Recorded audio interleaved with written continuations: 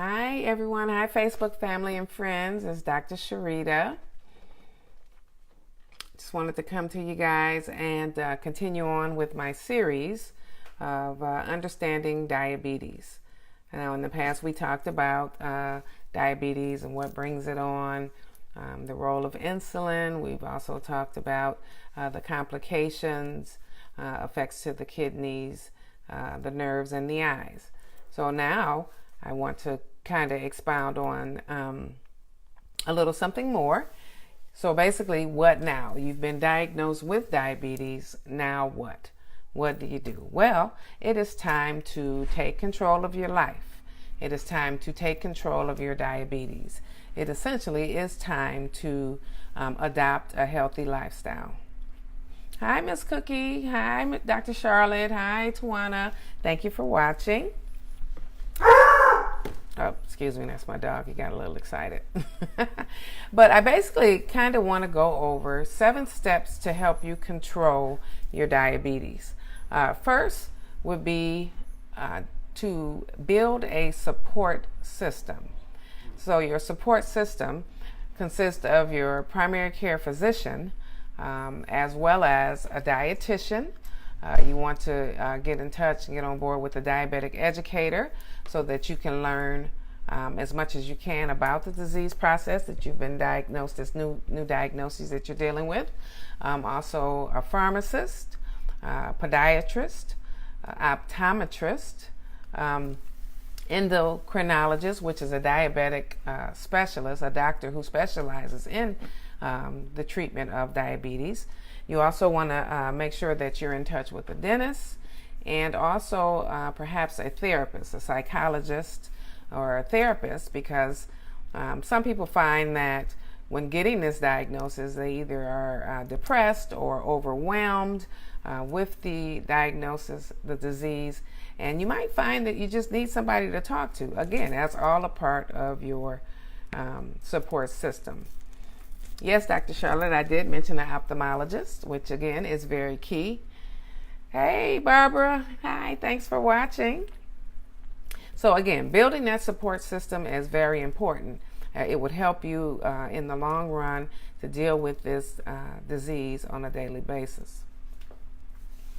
The next thing you want to do, number 2, is get informed. Like I said, you want to get with the diabetic educator so that you can learn as much as you can about this disease.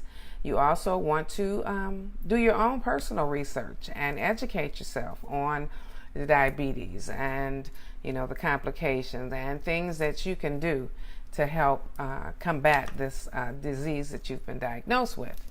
You want to ask your physician questions at the end of your your visit with your doctor. Asking questions is key. If there's some things you don't understand, please, I implore you to ask questions. You want to learn about your medications, learn what they do, what their purpose is, perhaps even some of the side effects. Again, inform yourself so that you know you are the advocate for your own health. Again, it goes a long way in helping to combat, this disease. Know your A1C level and understand what that means. If it's high, understand what you need to do to work towards getting it down. And then 2, knowing and keeping up with your A1C level will help you celebrate those achievements as well. Number 3, you want to lose weight. Losing weight is key. As I said in one of my earlier talks, obesity is the number 1 cause leading to the development of type 2 diabetes. Again, if we lose our weight in the waistline, that goes a long way as far as decreasing the negative effects of diabetes and helping us in perhaps even losing or getting off of our medication. As I said earlier, the truncal diabetes, which is the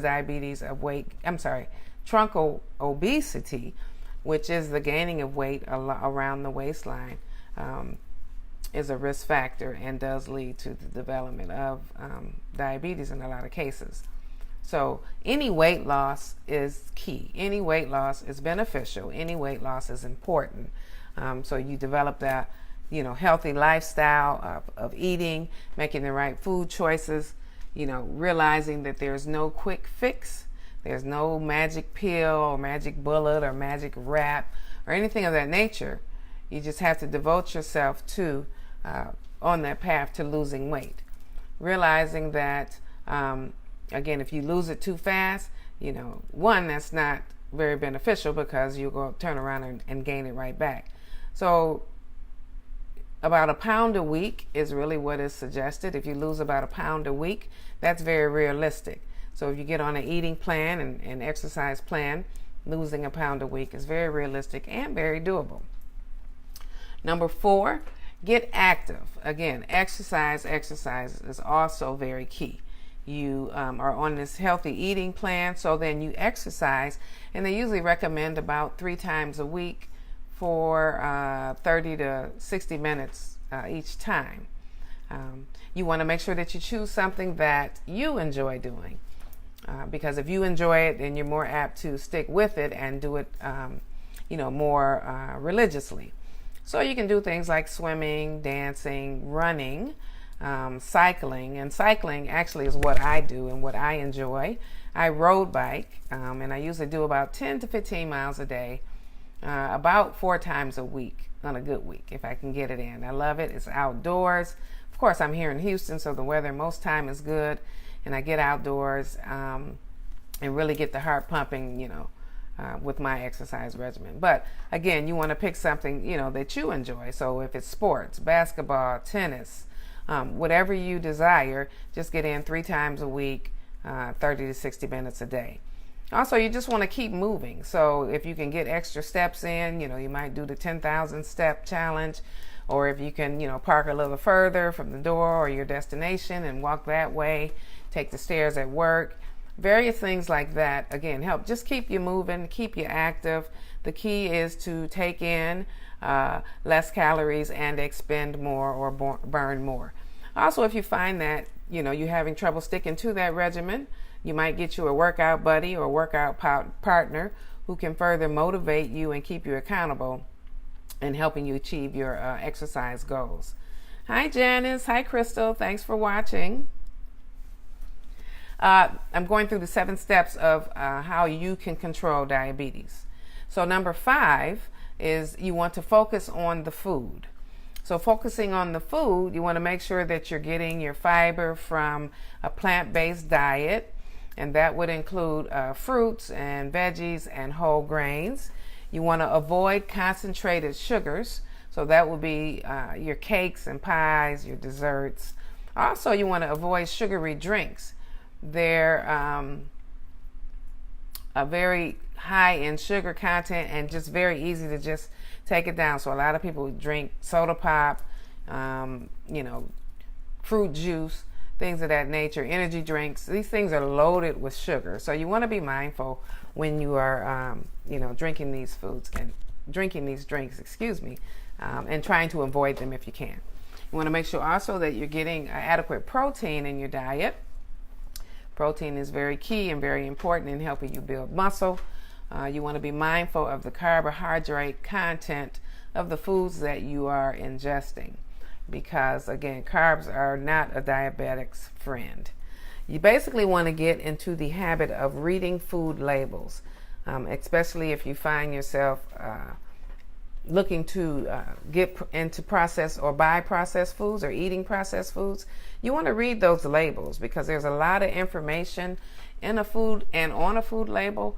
And again, it goes further to educate you on what you're putting into your body. In a later talk, we're going to go through how to read food labels and how to interpret what that information means. Hi, Eric. Thanks for watching. Also along the lines of number 5, focusing on the food, you want to learn how to grocery shop.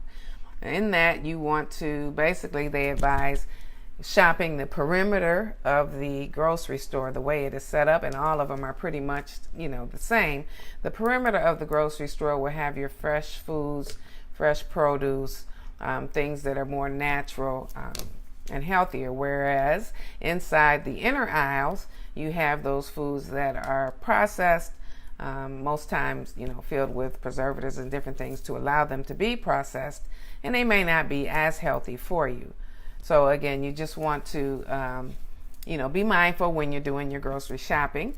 You want to restock your pantry and also restock your refrigerator with foods that, again, are better choices for a diabetic. And then lastly, again, get in touch with a dietitian. You might find that you need some help in making healthy choices, or meal ideas, meal preps, recipes, things of that nature. So getting with a dietitian or someone of that line will be able to help you do that. Number 6, you want to minimize stress. As I said in an earlier talk, stress has our body in a constant state of fight or flight. In that, it raises the glucose, getting you ready for the fight, but that puts more glucose into your bloodstream, and it's not necessarily needed. It also raises your blood pressure. So we want to minimize the stress in our lives if we can. What does that mean? Basically, if you can remove the stressor, first and foremost, remove the stressor. That would be great. But a lot of times we can't. So we have to figure out different things that we can do to de-stress.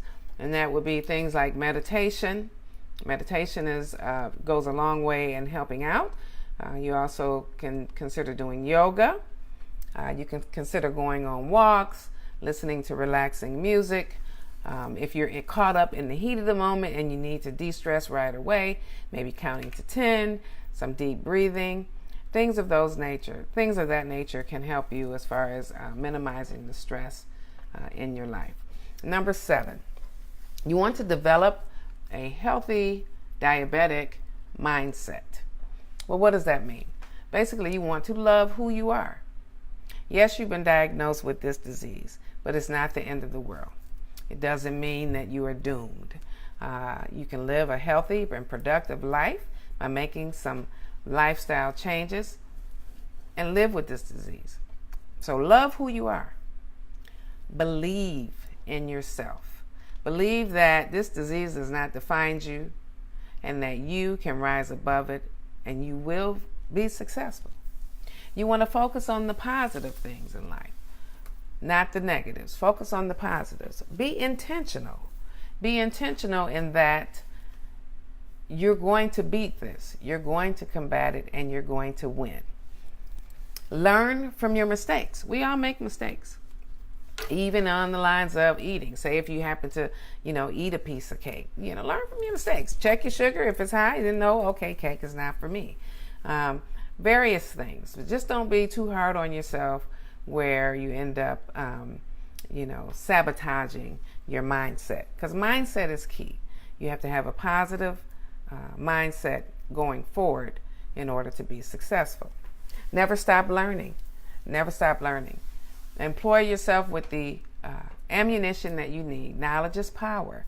So again, you want to be powerful in that diabetic mindset. And lastly, celebrate your success. You lose 2 pounds, you lose 5, you lose 10, celebrate that. Your A1C decreases 1%, 2%, celebrate that. Again, it's a daily struggle and we will all go through it together. You're not alone. There will be ups and downs. Again, employ your family, your friends, your loved ones. Get everybody involved as a part of your support team because, again, it's a daily struggle living with and combating diabetes, but it can be done. And you can do it and become very successful at it. Hi, Rick. Thanks for watching. Hey, Ty. Appreciate you watching.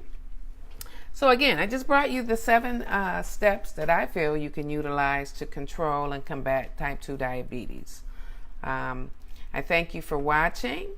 Just very quickly, I'll open the floor. Are there any questions? No questions. Let me make sure I shout out to everybody. I believe I did. And again, I thank you and I appreciate you so much for watching. Just be intentional. Have a healthy diabetic mindset. And let's make it happen. Take care and have a wonderful evening.